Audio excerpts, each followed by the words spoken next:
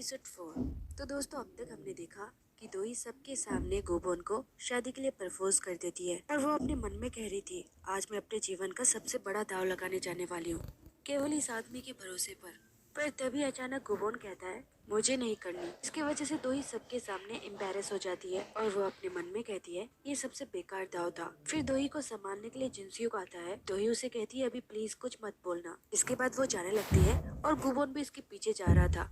दोई उसे बोलती है, अब तुम मेरे पीछे क्यों आ रहे हो? और गोबोन उसे कहता है, क्योंकि मैं तुम्हारा बॉडीगार्ड हूँ। मैं अपने प्रोफेशनल और पर्सनल लाइफ को अलग अलग रखता हूँ। इसके बाद वो पेरिस से स्माइल देता है। आगे हम मैडम जू की फैमिली को देखते हैं, जो इस डिसीजन से बिल्कुल भी खुश नहीं थी। सुयन बहुत ही गुस्से में थी और वो अपने भाई से कहती है, अब हमें लीगल एक्शन लेना होगा। और उसका भाई कहता है, ये पॉसिबल नहीं है। तब सुयन कहती है, तो हम उसे दिमागी तौर पर अनफिट बता देंगे। इस पर सहरा कहती है, ये भी पॉसिबल नहीं है। वो एक फेमस कंपनी C&B की CEO है। वो दिमागी तौर पर फिट है, इसलिए उसे ये पोजीशन दी गई है। और मैडम जू की असली वारिस होने के नाते भी वो क्लेम नहीं कर सकती, क्योंकि मैडम जू ने ऑलरेडी इन सबको उनका हक दे दिया है। फिर हमें एक छोटा सा पास्ट का सीन दिखाया जाता है। सियोगमिन जब अपने यंग एज में था, तब भी उसने एक भारी गलती की थी। उसने ड्रंक करके अपनी गाड़ी से किसी को उड़ा दिया था। तब भी मैडम जू ने उसे बख्शा नहीं और उसे पूरी सजा दिलवाई। और प्रेजेंट में सेरा उससे कहती है, तुम्हारी मॉम ने फिर से तुम्हारे साथ वही किया। फिर सियोगमिन कहता है, अगर मॉम ऐसा चाहती थी तो यही सही, अब मुझे भी टेढ़ा रास्ता अपनाना ही होगा। वही हम दुखियों को गार्डन में देखते हैं। उसे देखकर हम जान ही पाते हैं कि वो भी गुस्से से आग बबूला हो रहा था।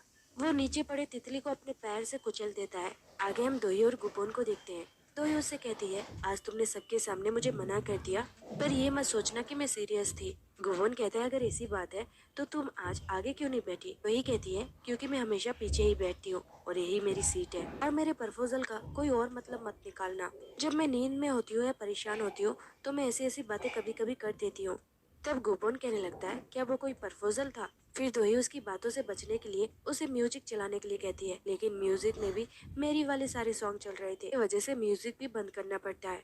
जब वो घर पहुंच जाते हैं तो दोही उससे फिर से कहती है, आज जो हुआ उसे भूल जाना और अपने काम पर ध्यान देना, क्योंकि मैं बिल्कुल भी सीरियस नहीं थी। ये कहकर वो चली जाती है। गोबोन देखता है उसका लेटर यहीं पर रह गया। तो ये अंदर आकर बहुत ही गुस्सा करती है और कहती है, उसकी हिम्मत कैसे हुई मुझे मना करने की? अगर मना ही करना था तो मेरे आसपास हीरो बनकर क्यों घूमता रहता है?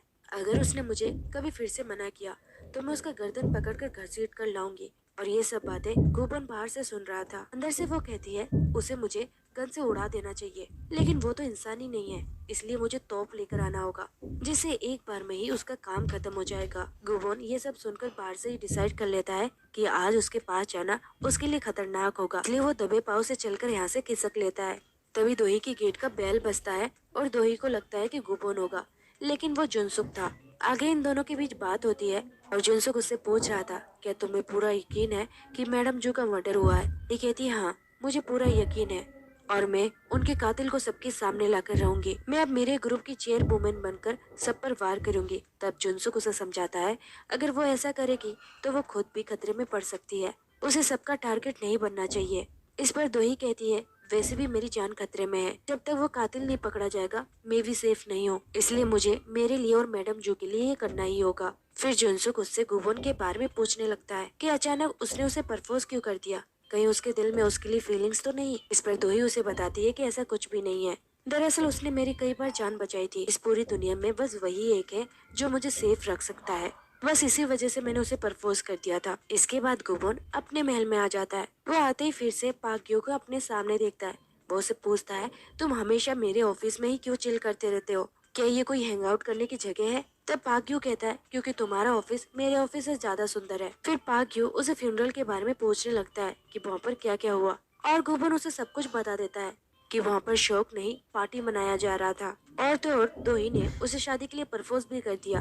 ये सुनकर पाक्यो कहता है, यानी कि वो स्टोरी भी सच्ची है। गुबन पूछने लगता है, कौन सी स्टोरी? तब पाक्यो नेट में एक ड्रामा सर्च करता है जिसमें एक लड़की का बॉडीगार्ड होता है और दोनों आखिर में एक दूसरे के प्यार में पड़ जाते हैं। गुबन कहता है, पर वो तो सीरियस नहीं थी, इसने कहा मैं परेशान हूँ और मैं होश में नहीं हूँ, इसलिए मैंने ये सब कह दिया। तब पाक्यो कहता है, यही तो इंसान की खासियत होती है, जब वो नशे में होते हैं और होश में नहीं होते तभी वो सच बोल रहे होते हैं और वो तभी बहुत सीरियस भी हुआ करते हैं। फिर पाक्यो उसे बॉडीगार्ड के 3 रूल्स बताने लगता है। पहला, कि वो हमेशा उसके साइड रहे।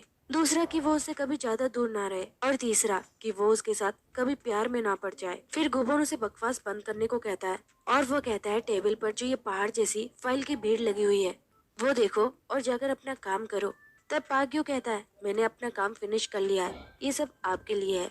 वहीं दूसरी तरफ जुनसुक को देखते हैं जो दोही के घर पर सोने का ही प्लान बना रहा था। दोही उसके पास आती है और कहती है तुम यहाँ पर नहीं सो सकते, मैं एक ही छत के नीचे दूसरे इंसान के साथ नहीं सो सकती।